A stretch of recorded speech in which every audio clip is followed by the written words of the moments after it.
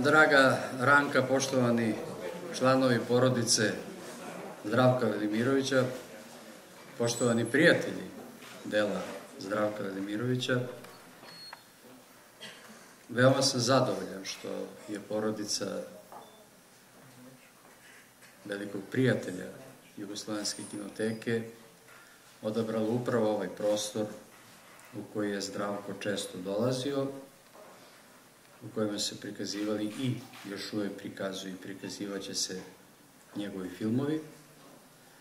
Ali danas nas je okupila knjiga o Zdravku Velimiroviću, Život i film, ni jednostavnijeg, ni lepšeg naslova.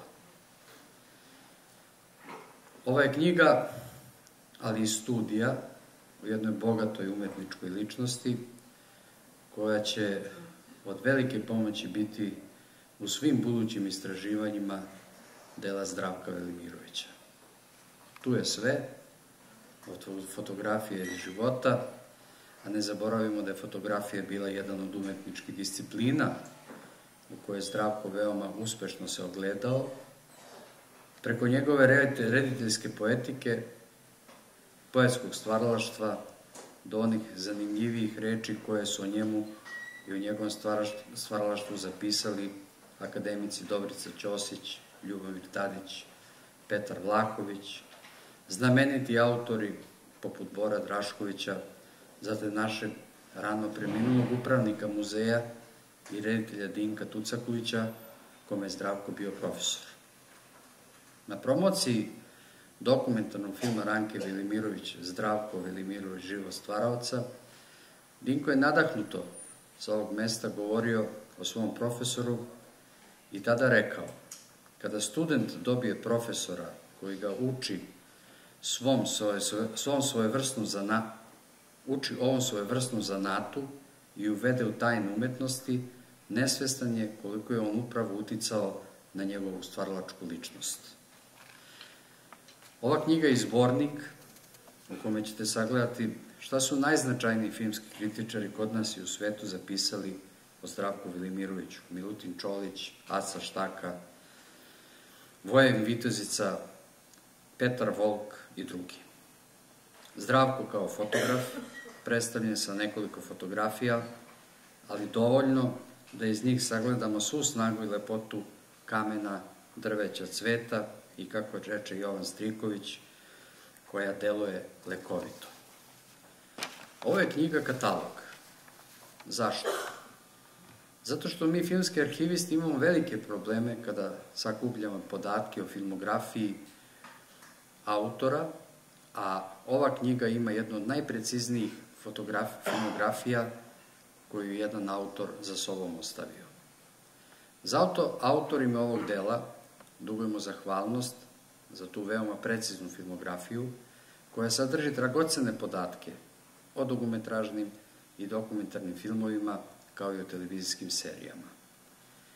U delu knjige izvodi štampe, jednoj vrsti dokumentarnog albuma, naćete mnogo zanimljivih tekstova koji dodatno dobijaju na težini, jer neke od tih novina više ne postoje, kao što više ne postoji i neke od nagrada koje su u vreme kada ih je Zdravko dobijao bile znak velikog priznanja za umetnički doprinos u našoj zemlji. Sve su te fotografije života Zdravka Velimirovića, koje na poseban način obeležuju istoriju filma na našim prostorima. Mi u Jugoslovenskoj kinoteci sa velikim ponosom čuvamo filmove Zdravka Velimirovića kao svojevrsnu ostavštinu za budućnost. Na kraju je trebalo reći, ali možda na početku, hvala Ranki, hvala svima onima koji su se potrudili da dobijemo ovu knjigu, jer i ona ostaje takođe svojevrsna ostavština za budućnost, za generacije koje dolaze. Proletos na Rudniku u porodici Bistrih potoka u razgovoru sa mladima rekao je da se čovekova ličnost formira do 3. godine života. I to je bilo prihvatljivo, s obzirom da je i njegov veliki učitelj Freud rekao da je detinjstvo roditelj čovekove ličnosti. Ali doktor Jerotić je otišao dalje. Rekao je da se čovek i čovekova ličnost usavršava i posle smrti. Malo smo porazgovarali, ali nismo dobili pravi odgovor. Još razmišljamo. Danas ovde vidim primer za tu tvrdnju. Čovek se usavršava i posle smrti. U to ime ja čestitam gospođe Ranki, čestitam autoru, čestitam i vama na kraju, izdavaču naravno, što se ova knjiga pojavila, što se pojavila da dokaže i ovakvu jednu tvrdnju. Oni su zajedničkim radom, dobrim radom, ličnost Zdravka Velimirovića, umetnika, reditelja, velikog čoveka, usavršili.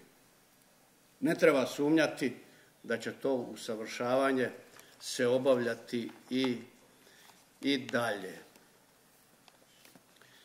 Kao njegov komšija, zvezdarac, bulevarac, moram da vam kažem da smo Paja Minčić i ja uzalud pokušavali da dostignemo tu eleganciju, tu pojavu, tu lepotu na ulici koju je imao Zdravko Velimirović, naš komšija. Lepotu koja hoda. Ja ne mogu govoriti, zapravo mogao bih spekulisati o njegovom filmskom stvaralaštvu, na kraju krajeva on najupečatljivije govori o tome, a i njegove kolege koji su ga znali, njegovi učenici, njegovi studenti, će o tome govoriti bolje i u budućnosti, naravno usavršavajući i dalje lik, delo, pojavu Zdravka Velimirovića. Ono o čemu ja mogu da kažem neku reč, jer me ova knjiga iznenadila jednim pasusom, zapravo ciklusom, koji se zove Pesme i umjetničke fotografije. Prvo me to malo podstaklo da razmišljam. Da li bi moglo da bude pjesme i umetničke fotografije, a ne pesme i umjetničke fotografije? A onda sam naravno zaključio nešto što je odmah trebalo da mi bude jasno. U stvari, Zdravko Velimirović miri srpski jezik sa srpskim jezikom. Pesme i umjetničke fotografije. Jel da je jednostavno? Bio je, znači, i pomiritelj. A velika titula je to, biti pomiritelj u ova naša vremena i u ovom našem narodu. Pročitao sam i pesme i pjesme. Nisam znao da je pisao poeziju i prijatno sam se iznenadio. Poezija, grčka reč, znači stvaranje. Stvarajući filmove, on se u stvari bavio poezijom. Sve što je radio, na kraju krajeva i sve što svi mi radimo, možemo nazvati poezijom. A ipak to ime, naravno valjda najzaslužnije, nose stihovi, nose pesme i pjesme. U ovih 8 pesama i 2 priče koje se tamo nalaze i nekoliko beseda i mnogo misli, moglo se lepo videti da profesor Zdravko Velimirović posjeduje jednu umetničku, ako hoćete, veštinu jer i za stvaranje umetnosti potreban je zanat, potrebna je veština pre svega, pa tek onda dolazi i ono što zovemo maštom, imaginacijom, stvaralačkom snagom, ili ono što sad asocijacije me vuku, što Flaubert, kad je završio neku od svojih knjiga, pa su počeli da ga tapšu po ramenu, rekao je: nemojte mene, ja sam to dobio odozgo. Ono što dobijamo odozgo takođe je jedan od alata, elemenata tog stvaralaštva koje zovemo i poezijom. Takođe, mogao sam i trebalo je da znam da se Zdravko Velimirović morao baviti fotografijom. Morao sam to zaključiti gledajući njegove filmove, jer samo čovek koji tako formira kadrove i tako ih odabira, videli ste to ovde u Lelejskoj gori, koliko je to majstorski urađeno, može i mora i fotoaparatom to isto činiti. Ima 8 ili nisam brojao umetničkih fotografija u ovoj monografiji, izvanrednih. I meni je palo na pamet da se sad ja profesorski ne pružam od pesme do pesme, samo ću u nekoliko rečenica formulisati misao o fotografiji i o pesmi koja prati tu fotografiju. Dakle, prva fotka uz pesmu U pravi čas. Granama. Ne.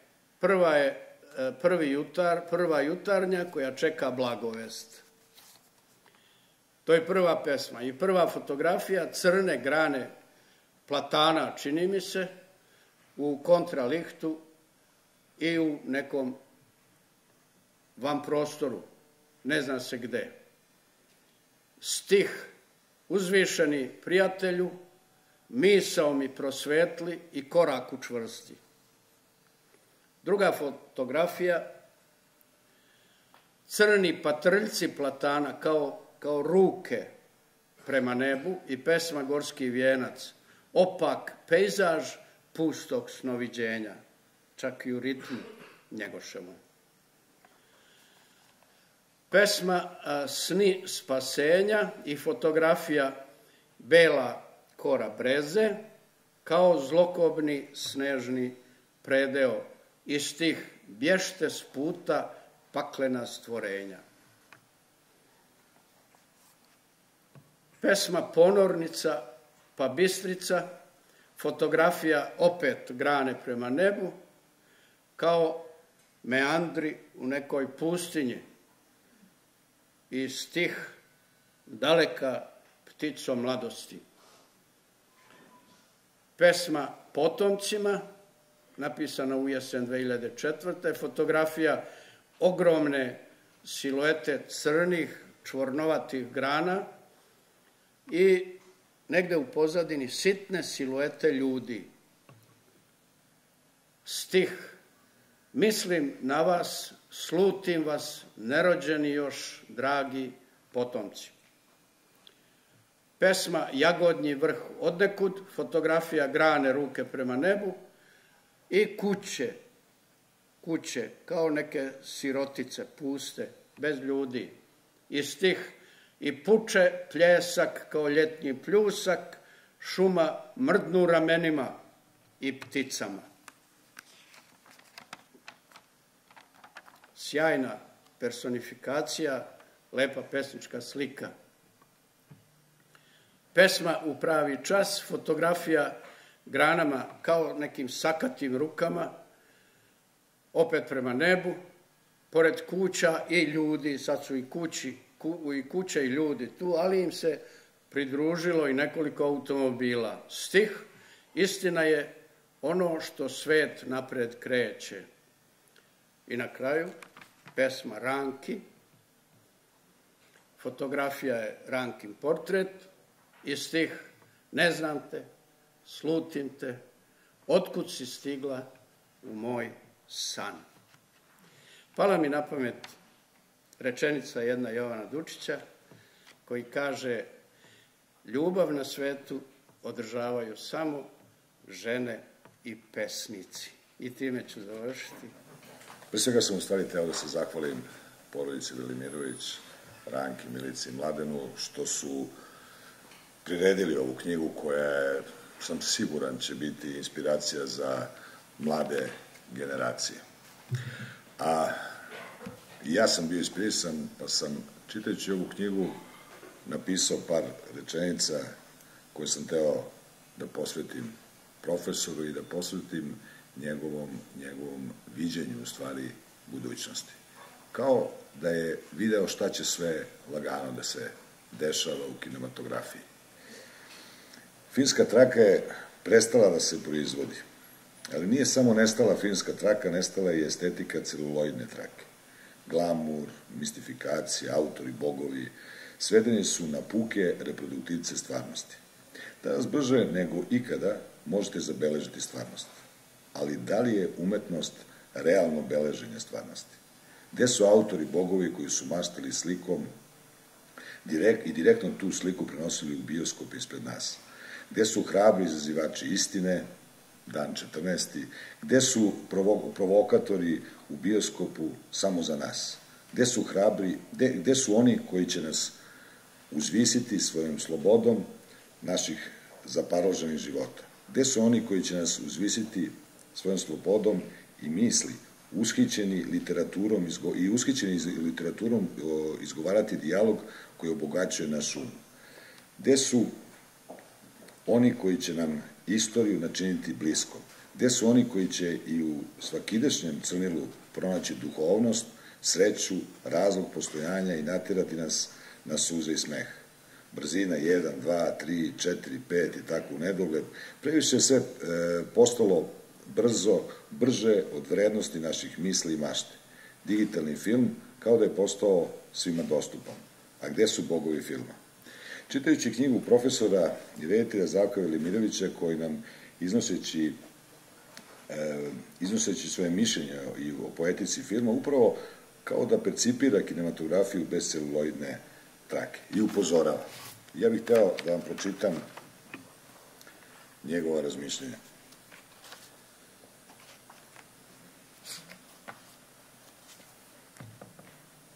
Prošlo je vreme velikih umetničkih filmova sa idejama, emocijama i elitnim filmskim jezikom. Prošlo je dakle vreme velikih stvaralaca koji su stvarali estetiku filmske režije i dramaturgije. Nikada nisam želeo da ostavljam traume, da ranjavam, nego ako je moguće da do najvišeg stepena izlečim i još do nekog stepena zabrinem gledalca, da ga potaknem da razmišlja, da on unapredi tu predloženu misao i da dovrši delo u sebi. Ono se nikada ne dovršava na ekranu, ni u samom gledalištu, već ga svaki gledalac posle izvesnog vremena elaborira u sebi. On ga ponovo doživljava i daje svoje zaključke. Vrednost likovnog, filmskog i pozorišnog stvaralaca, smisao za komunikaciju, smisao za organizaciju prostora i transformaciju, smisao za uravnoteženost ekspresivnih efekata. Svaki pravi kreativni čin, pre svega umetničko delo, odrazi puno svedočanstvo istine. One o nadoknutom viđenju sveta od strane stvaralaca i duboko poniranje u doživljaj svog bunara duhovnog blaga. Vizure i vizije dostupne prosvetljenim umovima i suptilnim senzibilitetima, čovek s temom, žena s tajnom.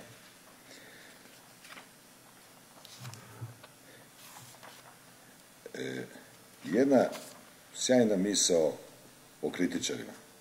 Kritičar mora da zna, kada piše kritiku, da slika svoj portret, definitivno jasan i svojeručno potpisan, koji od njih neće da sagleda svoj obraz u svoju odgovornost.